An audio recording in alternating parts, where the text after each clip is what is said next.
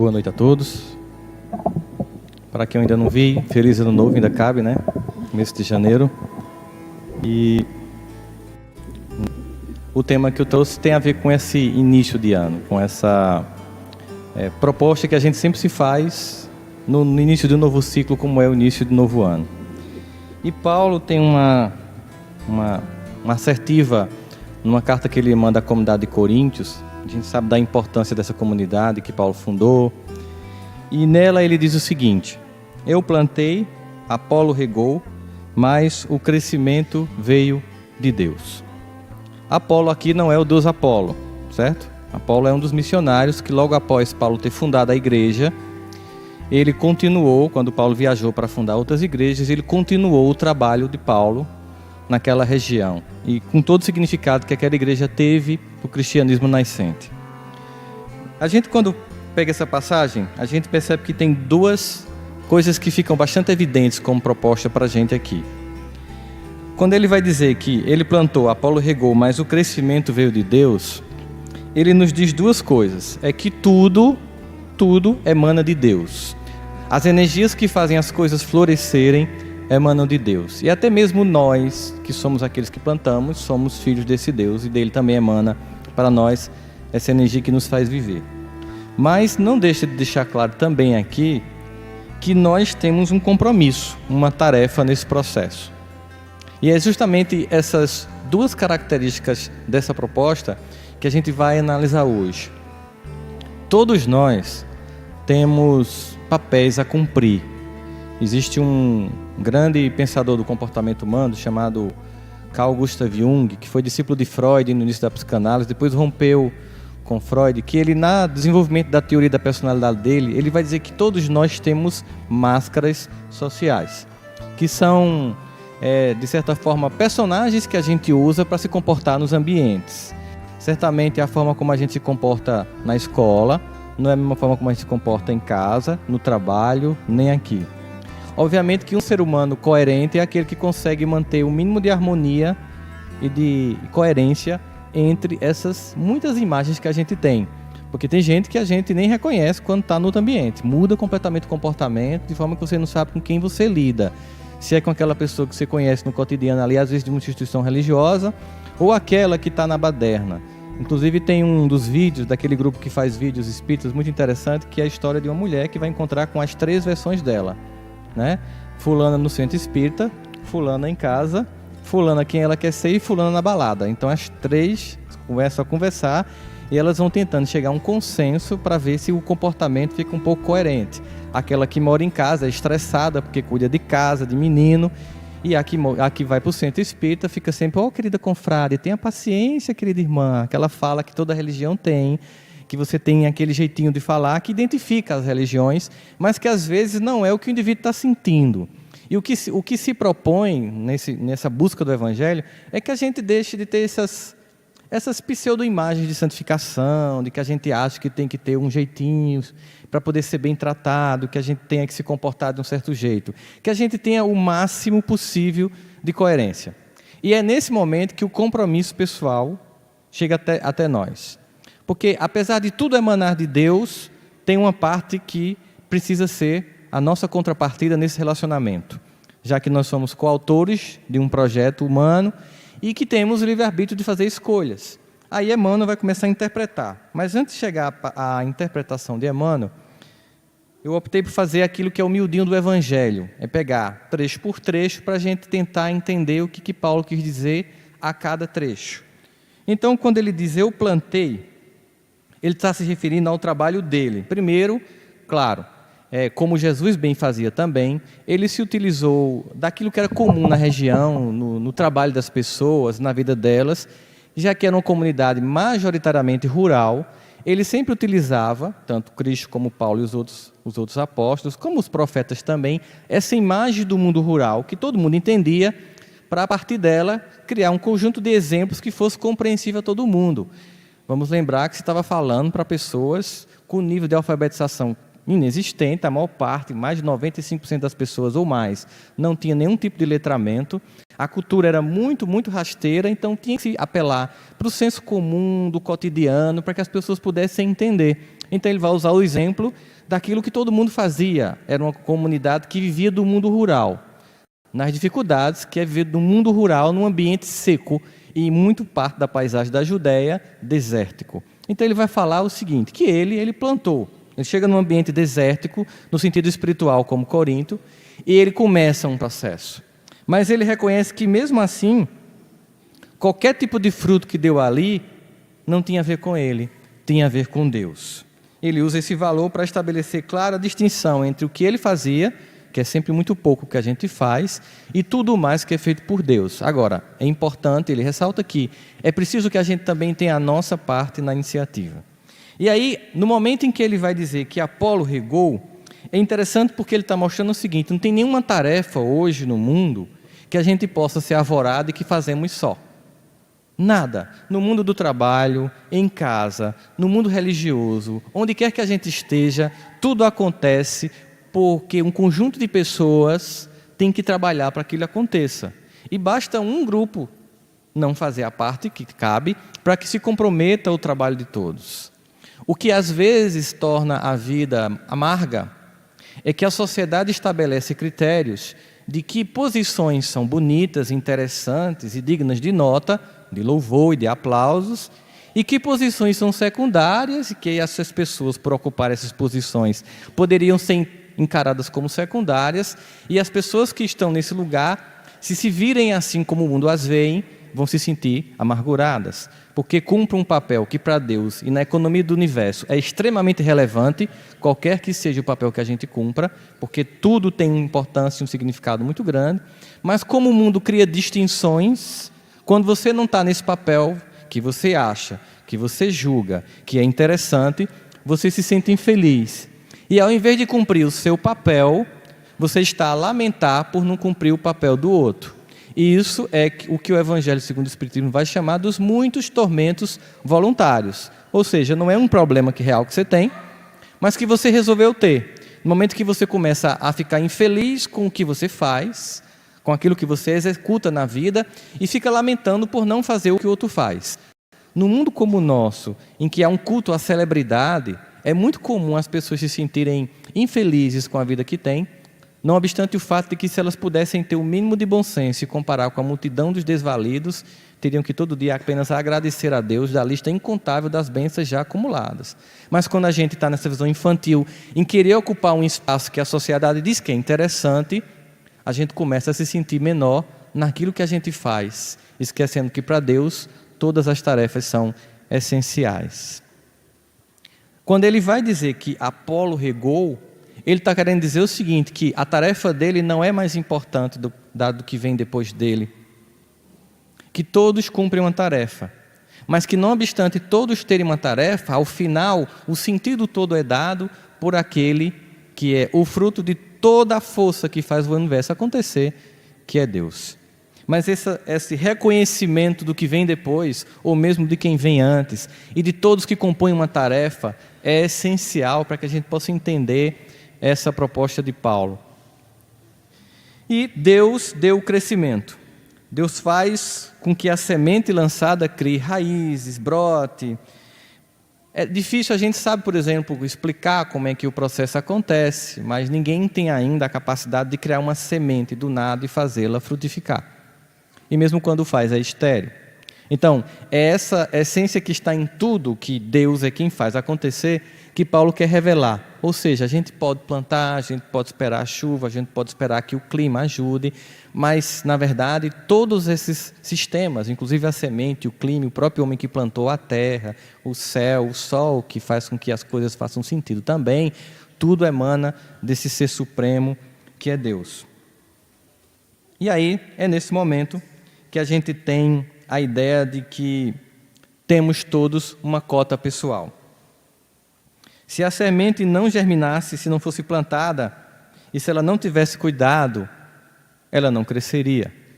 Se Deus não necessitasse de nosso trabalho na execução da construção do mundo, Ele não nos teria feito. Ele fez como um gesto de amor e espera de nós a capacidade de experimentarmos a capacidade de ser co-criadores.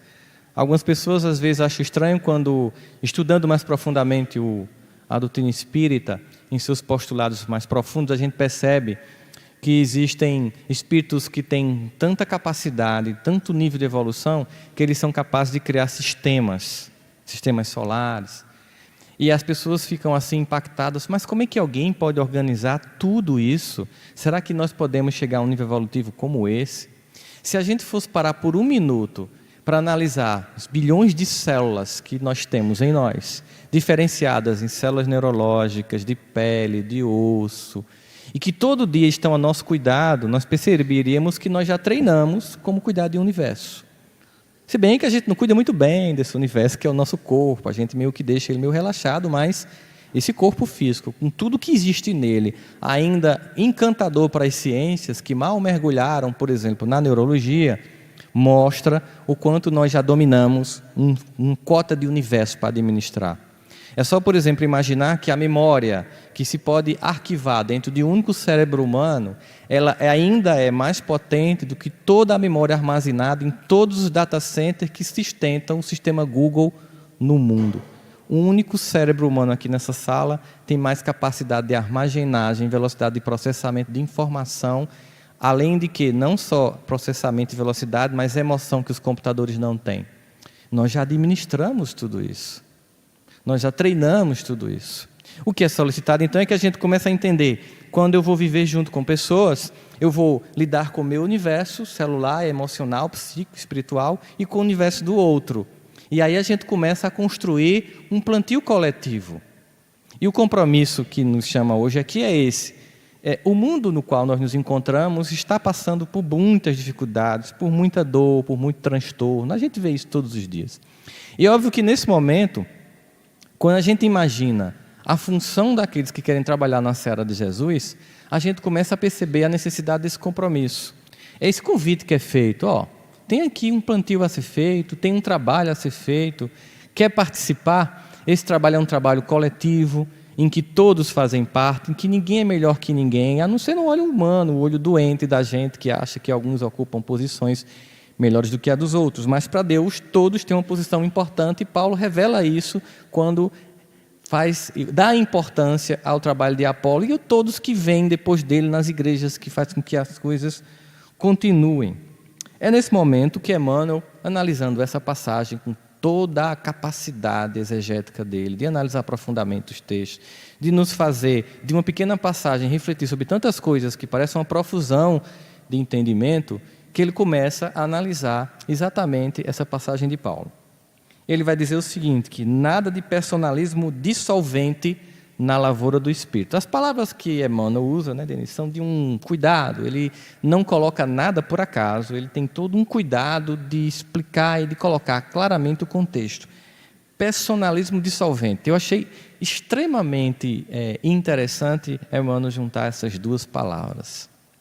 Toda vez que eu quero me impor, eu dissolvo as relações. Seja num casamento, seja no ambiente de trabalho, seja no ambiente espiritual, de um grupo como esse, de uma igreja evangélica, de uma igreja católica.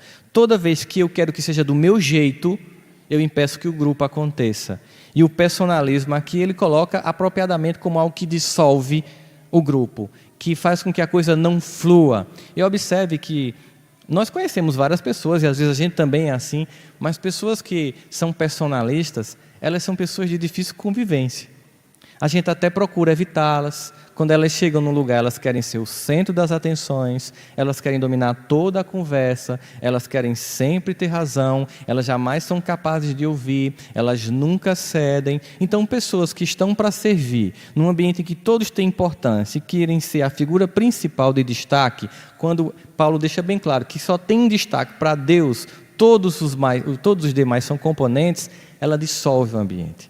Mas, ao mesmo tempo, observe, essa ideia de compor, que muita gente acha que é abrir mão da própria identidade, na verdade não é, porque primeiro nossa identidade é uma identidade divina, de Filho de Deus. Esse é o mais importante traço da nossa personalidade.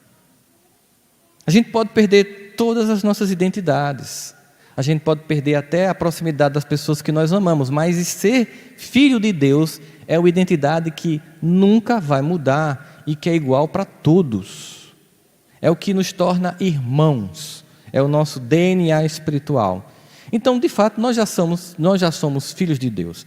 E quando a gente entende esse processo e que a gente é componente, acontece uma coisa fantástica. Quando você se sente componente de um processo, você fica mais leve. Por que você fica mais leve? Porque você entende o seguinte, que é um monte de gente junto que faz a coisa acontecer, não é você. E por mais que a gente seja egocêntrico, o ego termina não suportando a angústia de imaginar que a coisa acontece por nossa causa. A coisa acontece por causa de todos. Na verdade, nós nos fortalecemos. Qualquer tarefa humana ou espiritual, ela acontece num coletivo. Fazemos parte de uma grande orquestra universal, cujo regente é Deus.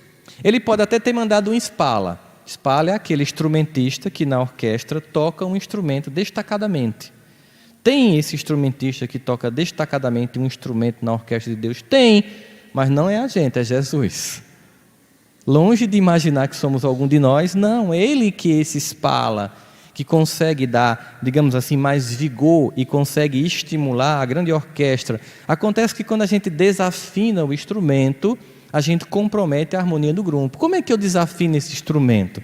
Eu desafino esse instrumento quando, ao invés de olhar para aqui, para a minha pauta, para aquilo que eu tenho que executar, olhando para o regente que me diz o momento em que eu devo sorrir, respeitar o choro, a harmonia, o peso, a dor, a alegria, no vai e vem das emoções divinas. No momento em que eu deixo de olhar aquele que toca, admirar o espala que compõe a melodia de forma uníssona como um violino, como é o Cristo, e passo a olhar o outro que está tocando outro instrumento, imagino, mas o instrumento do outro é melhor que o meu, eu já me desarmonizei, eu já desarmonizei o grupo, eu já me senti inferior. Ou quando eu acho, olhando para o outro, que o meu instrumento é melhor que o outro, porque no grupo tem as duas possibilidades. Aqueles que se sentem menores e olham se sentindo inferiorizados, e aqueles que acham que são maiores e olham com desdém. Óbvio que nesse processo, trabalhando para Deus, a gente cria desarmonia, a gente cria um personalismo dissolvente, como diz Emmanuel de forma cabal.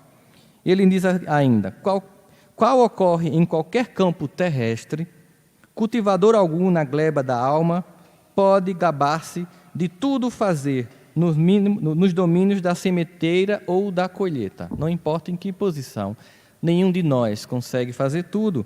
E aí Paulo, numa carta também aos Coríntios, no capítulo 3, versículo 7, sobre isso ainda diz, assim, nem o que planta, nem o que rega é alguma coisa, mas unicamente Deus que efetua o crescimento. Emmanuel, num dos seus livros, psicografado por Chico Xavier, no que diz respeito à educação, ele vai dizer aqui, ele vai dizer o seguinte, todo educador, ele planta, ele rega, mas a germinação, a semente, a flor e o fruto pertencem a Deus. Às vezes, nós ficamos tristes porque a gente quer plantar, regar e ver a colheita. Mas tem coisas, às vezes, aliás, a maior parte das coisas significativas, elas vão ser colhidas num tempo bem distante, quando provavelmente nós não estaremos presentes para ver. Talvez a gente não esteja presente para ver aquela árvore que a gente ajudou a plantar e a cultivar, para que quando ela se tornar frondosa, a gente não tenha traços de personalismo dissolvente, de achar que é obra nossa. Talvez a nossa distância seja para trabalhar justamente o nosso ego. E como Deus tudo assiste, nenhum detalhe perde, Ele sabe da nossa participação. Somente Ele interessa a gente, digamos assim, relatar o nosso trabalho, para que a gente possa sair dessa necessidade de assinar uma obra que não nos pertence. Uma vez Sérgio Lopes, que é um querido irmão nosso do movimento espírita, psiquiatra de Pelotas, ele disse que na China, ele andando no interior, ele saiu do grupo de guias e entrou numa vila e viu um senhor fazendo um tapete, uma tapeçaria muito grande. Ele só era coisa de 15, 20 metros. E ele percebeu que aquele senhor tinha mais ou menos uns 90 e poucos anos de idade. E aquele senhor estava fazendo tapete. E ele percebeu que aquele tapete certamente fazia muitas décadas que vinha sendo feito. E ele viu a guia que estava junto dele e disse assim, brincando, mas esse senhor não acha que termina esse tapete vivo não, né? Aí a guia foi e disse para o senhor, ele está perguntando se o senhor acha que o senhor consegue terminar esse tapete antes de morrer. Aí ele respondeu assim, eu não tenho a menor intenção de terminar este tapete, porque este tapete começou pelo meu bisavô. A minha única vontade é fazer a minha parte de tal forma, bem feita, que nunca ninguém saiba quando foi meu avô, quando foi meu bisavô, meu avô, meu pai, nem eu. Porque tudo que eu não quero é deixar a minha marca. Eu quero apenas compor essa obra. Ele disse que não perguntou muita coisa mais na China depois da resposta. Ele sentiu que era uma outra cultura, uma outra forma de enxergar as coisas. Enquanto que aqui a gente está preocupado em deixar a nossa marca, aí eles querem compor um processo para que o todo fique mais bonito. É por isso que comumente nos quadros, quando a gente vai analisar quadros orientais, a gente vê que tem muito espaço vazio. Você vai lá, tem um quadro belíssimo, uma cerejeira, e o resto todo o quadro é branco. E uma vez eu perguntei ao oriental feliz, porque este todo que fica sobrando é a presença de Deus. A ausência das figuras que a gente produz é a presença de Deus. Quando você pega um poema como os de Camões, uma história inteira em verso e prosa, ou como de Shakespeare, você pega um haikai oriental japonês, um poemazinho de 4, 3 linhas, você também percebe isso. Se diz muito pouco para que o silêncio revele Deus. Então, na verdade, essa assinatura não é nossa. Essa assinatura é de Deus. E é sobre isso que Paulo e Emmanuel vai falar.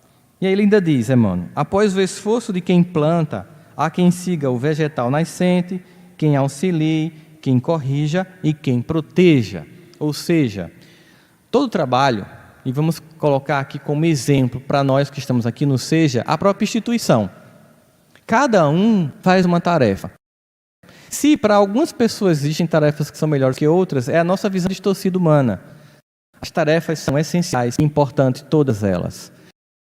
Na verdade, quando a gente percebe isso, a gente fica mais tranquilo, porque a gente se sente vindo para um ambiente que todo mundo está fazendo a coisa acontecer, de modo que não cabe sobre os ombros de ninguém o peso de achar que está fazendo a coisa acontecer. Isso sempre torna a vida mais leve, porque o nosso ego não suporta isso.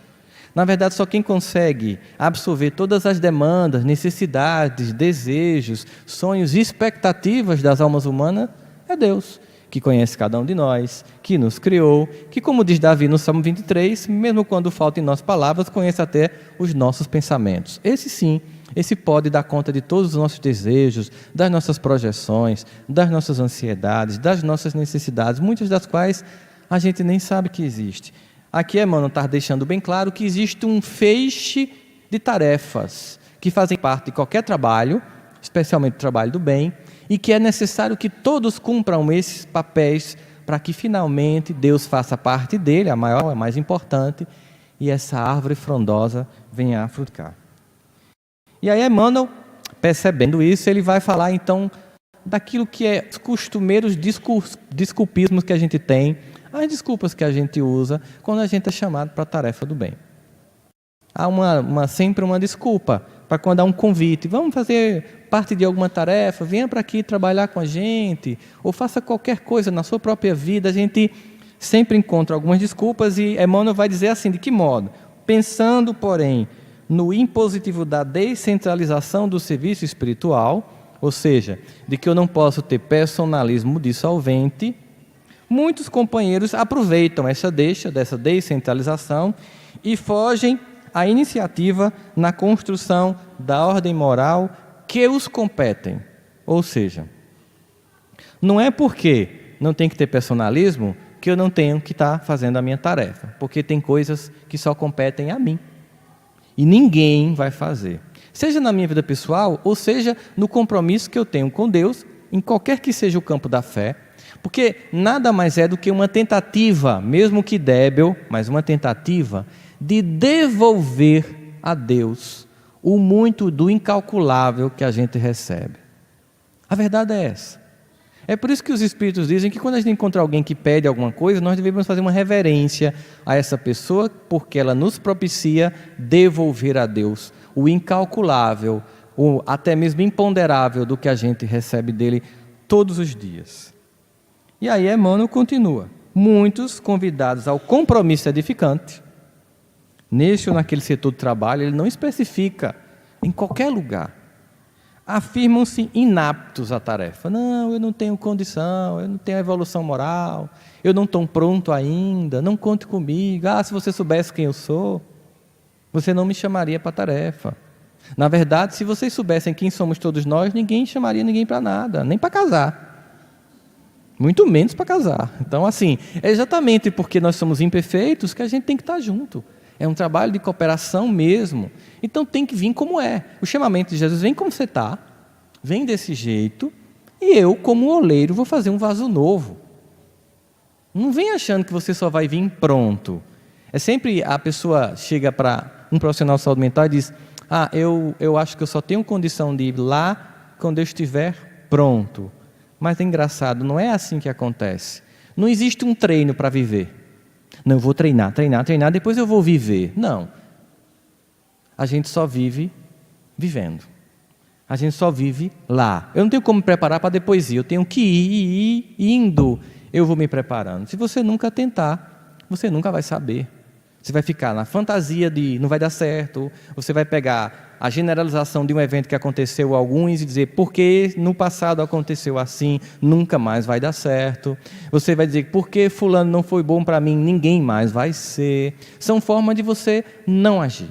São paralisias, cria generalizações a partir de eventos, como se todos os seres humanos, ou se todas as situações a partir dali não fossem possíveis de ser construídas, porque em algum momento deu errado. Por mais que tenha dado muito errado, não deu muito errado apenas na sua vida, pode ter certeza. E aí ele continua. Outros asseveram quase que com ironia que não nasceram para a liderança. Esses é os que imaginam o seguinte: eu só aceitaria a tarefa se fosse alguma coisa de destaque. Se for uma coisa assim que não é de destaque, não interessa. Eu nasci para isso, na verdade, é porque ela, na verdade, não foi escolhida para ocupar uma posição que ela julga ser interessante. Se fosse uma posição que ela julga ser interessante, ela diz, não, eu vou. Mas como ela acha que é uma posição, na visão dela, subalterna, desinteressante, ou pouco importante, ela não vai. Mas a gente lembra que, nesse projeto de participar com Deus do trabalho, do bem, é sendo fiel no pouco que a gente é fiel no muito. E esse fiel no muito não é o muito nosso, não, é o muito de Deus. Não é o muito nosso. É na medida em que você faz a pequena tarefa, mas você faz com afinco, que você vai se capacitando para fazer as outras tarefas. E eu lembro de um preceito teológico interessante, que a gente fica, mas eu não tenho competência. A ideia não é de que nós temos que ter competência. Não é que a gente tem que se capacitar, é que na medida em que a gente se oferece para a tarefa, Deus nos capacita. Mas tem que ter essa iniciativa. E aí, Paulo, sobre isso também em Coríntios, já no capítulo 12, nos versículos de 4 a 7, vai dizer o seguinte: ora, há diversidade de dons, mas o Espírito é o mesmo. E há diversidade de ministérios, mas o Senhor é o mesmo. Há diversidade de operações, mas o Deus é o mesmo que opera tudo em todos. Mas a manifestação do Espírito é dada a cada um para ter um fim útil. Tem sempre finalidade, qualquer que seja a tarefa que nós cumprimos. É interessante notar, por exemplo, tem um romance muito interessante que mostra que os espíritos estão reunidos num certo plano espiritual, e de repente são espíritos que foram grandes trabalhadores, assim, que cumpriram tarefas, digamos, aos olhos do mundo muito interessantes, e eles estão lá planejando uma incursão espiritual na Terra. De repente há um desencarne na cidade em que eles estão próximos, e abre-se um plano de luz profundo naquele ambiente, e aquele espírito que acabava de desencarnar recebe uma assistência, sabe? E recebe uma acolhida do plano espiritual superior com um grau de luminosidade que nem se aproxima do que cada um deles receberam ao desencarnar. E aí eles ficam curiosos, porque certamente essa criatura que acaba de desencarnar e que recebe tanta reverência do plano espiritual deve ser alguém que tenha feito uma tarefa fantástica. Eles perguntam ao mentor espiritual: quem é essa irmã? Eles percebem que é uma mulher. O que foi que ela fez? Aí ele diz: foi uma grande mãe. Ponto. Ele nem comenta mais nada. Cabe algum comentário a isso? Uma grande mãe.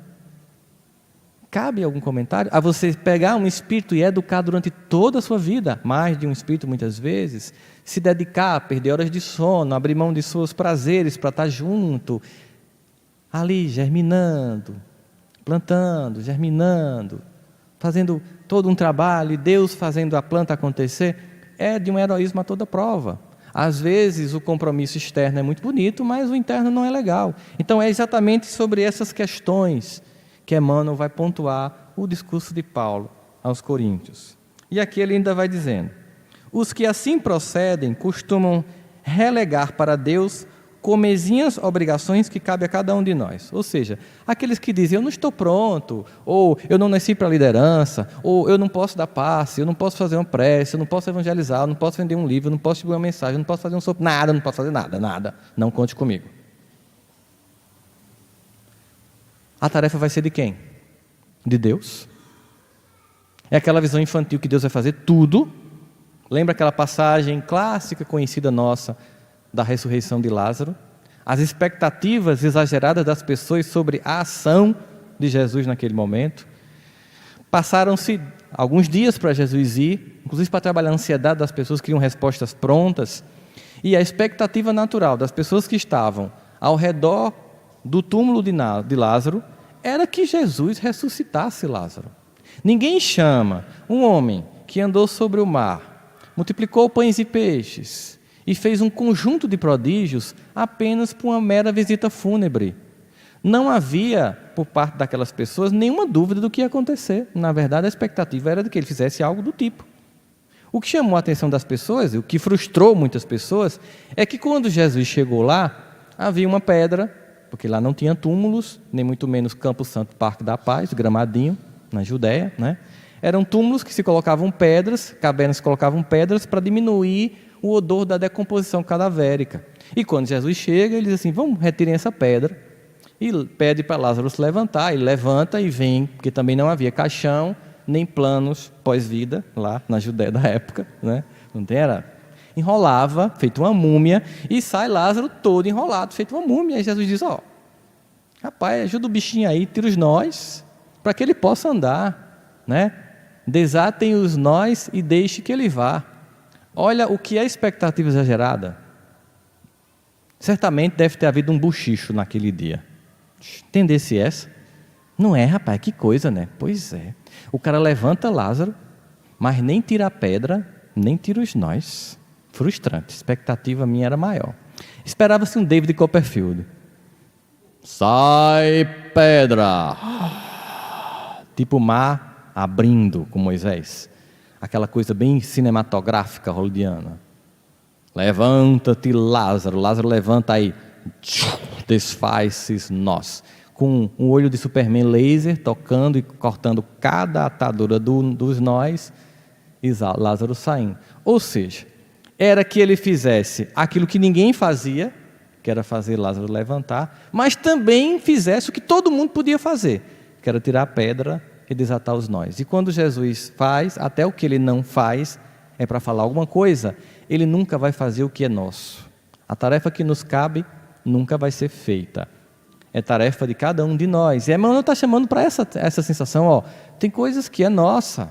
Não adianta esse desculpismo de que você não está pronto. Tem atividade que é sua. Ninguém vai desatar o nó que você deu na sua vida. Ninguém vai tirar a pedra que você colocou no seu caminho. É tarefa de cada um de nós, que eu posso pedir a Deus. E Ele sim procede, quando sente que eu tenho vontade de fazer a minha parte, aí o céu vai me ajudar, é que Ele me dê força para desfazer o que eu fiz. Ou para construir o que eu quero construir. Agora, que Ele construa por mim, faça por mim, não vai fazer.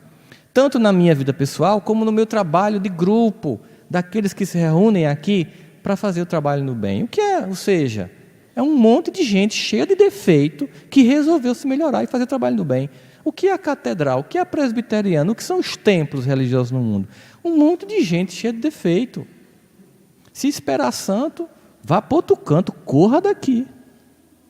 Todo mundo é super complicado, noiado, paranoico, defeituoso, melindroso. É isso que é ser humano. Em qualquer lugar, do mesmo jeito. Não vai ser diferente no outro canto que você for. Com uma coisa bem clara, que existe toda uma estrutura que a espiritualidade se preocupa, na terceira revelação, de não criar os cargos de excelência para que uns se sintam superiores aos outros. A pessoa pode até se achar, mas não existe isso. Não existe uma hierarquia clerical, porque nós estamos no mesmo patamar. Eu e Denise, a gente está aqui mais alto só para facilitar a visão, mas o espírito da gente não tem diferença nenhuma, né, Denise? Do de ninguém. É só uma questão de estratégia para visualização daqui da plateia. Não existe isso, são pessoas. Alguém vai lá, faz uma leitura tal, e vem falar a respeito do tema. Mas se você for observar, nessa dinâmica de uma instituição, observe o trabalho de um expositor e de um evangelizador. Você vai observar que o evangelizador trabalha muito mais que o expositor. O expositor pega aquele espírito durante longo tempo e sai regando. O evangelizador, inclusive, faz isso com espíritos que não são da sua família. Às vezes, com comprometimento em relação àquele espírito que nem os pais que trazem para a evangelização têm. Aí você acha que depois que desencarnar vai ter festa para Rossandro, para Denise, para Oscar? Provavelmente as nossas tarefas de evangelizadores vão contar muito mais no currículo do que fazer uma leitura e vir aqui, pegar o microfone e expor. É simples fazer isso. Nós estamos todos no mesmo patamar. E aí não fica preocupado com olhar o que o instrumento que o outro está tocando. Toca teu instrumento na vida e faz a harmonia fluir. E sai o peso da comparação, sai o peso da necessidade de excepcionalidade, sai o personalismo dissolvente, como diz Emmanuel, sai o ego doente, como diz Joana. Ou seja, é assim entender, eu componho uma tarefa. O regente é Deus. Eu componho, eu quero ser um componente, eu quero fazer a minha participação de modo que eu não tenha que assinar nada, não precisa que ninguém saiba. Isso é um trabalho que dá leveza à alma. Na verdade, querer deixar de assinar a obra dá uma leveza na alma, porque a obra já tem assinatura, gente. A obra é de Deus, não tem por que a gente estar preocupado com isso. Isso, leveza, porque aí eu não preciso mais competir, olhar, analisar, perceber, comparar. Fica leve, eu venho, faço o meu trabalho, ajudo o outro, um dia eu vou pedir ajuda ao outro, e a gente vai nesse processo se encaminhando. E aí Emmanuel continua. E aqui agora parei com Emmanuel para a gente pegar aqui mais algumas passagens de Paulo, que vai nos ajudar a entender essa questão das tarefas de uma instituição religiosa, já que o tema hoje é compromisso pessoal. É que ele vai fazer o seguinte, ele abre muitas comunidades, são igrejas, as cartas que ele manda para Coríntios, Romanos, são comunidades onde ele funda uma igreja e vai se comunicando, e tem todo aquele drama da convivência humana dentro de uma instituição, que é uma instituição cristã, que está começando, mas os egos humanos doentes. E as pessoas querendo importância. Aí Paulo vai fazer uma comparação, ele vai dizer o seguinte, que na verdade, a igreja é como se fosse um corpo, e que num corpo, todos os órgãos são essenciais. Se um faltar de funcionar, todo o sistema entra em crise. E ele ainda diz o seguinte, em 1 Coríntios, no capítulo 12, versículo 22, e ele diz de forma muito clara isso. Antes, os membros do corpo que parecem ser mais fracos são necessários. Primeiro ele vai dizer o seguinte, são membros que parecem ser mais fracos. O que é esse parece ser mais fraco? Segundo os olhos humanos, quem ocupa tais funções ou quem tem tais profissões é melhor que o outro. Segundo o olhar humano, doente. Para Deus, todos têm funções. E ele vai dizer o seguinte, para que não haja divisão no corpo, mas antes tenham os membros igual cuidado uns com os outros. É aquela assertiva do Evangelho, espíritas, amai-vos e instruí-vos, cuidar um dos outros. E ele vai deixar bem claro como é que esse cuidar vai acontecer. Ainda nessa carta, Paulo vai dizer o seguinte, de maneira que, se um membro padece, se alguém adoece, todos os membros padecem com ele. E se um membro é honrado, todos os membros se regozijam com ele. Se alguém do nosso grupo está mal, todos ficam pesarosos, porque quando um elemento do corpo está doente, o corpo todo está doente. E se eu excluo, se eu não presto atenção, eu não estou fazendo minha tarefa. O que não quer dizer que aquele que adoeceu também não tem seus compromissos pessoais de também se construir em saúde, mas a hora de socorrer. E ao mesmo tempo, aquele outro que está fazendo uma tarefa interessante, que todos ficam em alegria, naquele processo, porque no fundo, tudo no final não pertence a ninguém, mas a Deus. É essa identidade de filho de Deus e a percepção de que alguém já assinou a obra que Paulo está chamando a atenção, para que todos nós que estejamos junto a uma tarefa do bem, estejamos cuidando uns dos outros, não estejamos nos comparando, fazendo a nossa participação, nossa parte da melhor forma possível. Isso é interessante, por exemplo, se a gente pegar agora, tirar essa fala de instituição religiosa e levar para a empresa. Estudos na área da administração mostram, por exemplo, que quando você não gosta de trabalhar com uma pessoa ou numa determinada empresa, a única forma de você sair daquela empresa é se tornar o melhor funcionário daquela empresa. Porque você se torna tão capaz, tão brilhante, que chama a atenção de uma outra empresa que vê sua competência e lhe convida para sair de lá. A maior parte das pessoas faz exatamente o contrário. Justamente porque não gosta de trabalhar ali nem com aquela pessoa, faz tudo de ruim e nunca sai de lá. É engraçado. Pensa o seguinte, que sabotando o trabalho, eu vou conseguir melhorar. É como se você quisesse queimar o nome da instituição, mas você só queima o seu nome. Então, a melhor forma de conseguir resultados e conseguir se destacar numa empresa onde está tudo ruim é se tornar o mais competente dos profissionais daquela empresa. Hoje, no mercado, tem casos em que o profissional atinge um grau tão grande de competência, e às vezes a empresa não é ruim, ele gosta daquela empresa, que aquele funcionário recebe uma proposta de uma empresa para que ele vá para outra empresa, mas ele não quer, porque ele gosta daquela cidade, ele não quer sair daquela empresa, mas ele é tão capaz, tem vários casos, ele é tão competente, que a empresa que propôs chamá-lo para trabalhar lá, só vê uma alternativa de tê-lo no seu quadro de funcionários, comprando a empresa da qual ele faz parte. Existem vários casos no mundo de que uma empresa foi comprada por outra apenas para ter um funcionário ou uma equipe de pessoas de alta performance. Ou seja, quando a gente brilha, não importa onde, as pessoas percebem. Mas isso não é para alguns, isso é para qualquer um. Isso não é alguns que podem ter, todo mundo pode ter. E não é numa função, é brilhar em qualquer função. Brilhar é fazer a vossa luz brilhar. É você ser muito capaz no que faz, agir com competência, se preocupar com o que o outro está fazendo. E lembrando que o salmista, desconhecido, autor do Salmo 100, diz: servir a Deus com alegria. Com alegria, se apresentar a Deus cantando, porque Deus é bom. E aí, a tarefa não é para a seja, não é para a sexta, não é para o bispo, não é para o pastor. A tarefa é para Deus. O meu objetivo é servi-lo com alegria, apesar das pessoas que estão ao meu redor. Porque as pessoas que estão ao meu redor também estão tentando servir apesar de mim.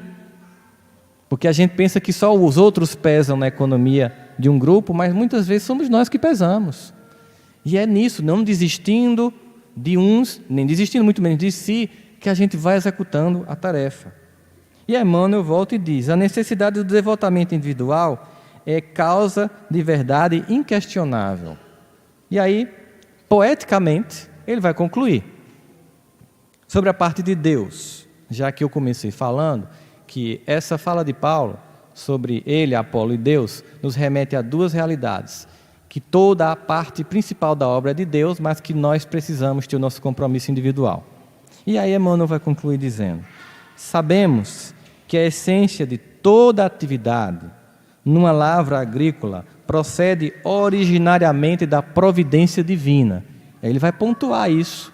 Ele vai dizer: de Deus vem a semente, o solo, o clima, a seiva, a orientação para o desenvolvimento da árvore, como também emanam de Deus a inteligência, a saúde, a coragem e o discernimento do cultivador.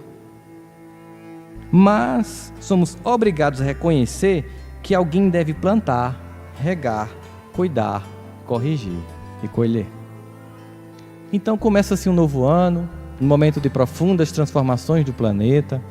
Começa-se um novo ano em que nós vemos ele começar de forma bem intensa, do plano, por exemplo, da perspectiva histórica, transformações inimagináveis acontecendo, por exemplo, ruptura entre no mundo muçulmano, entre as duas maiores potências do Oriente Médio, a Arábia Saudita e o Irã, e pasmem, com os Estados Unidos a favor do Irã.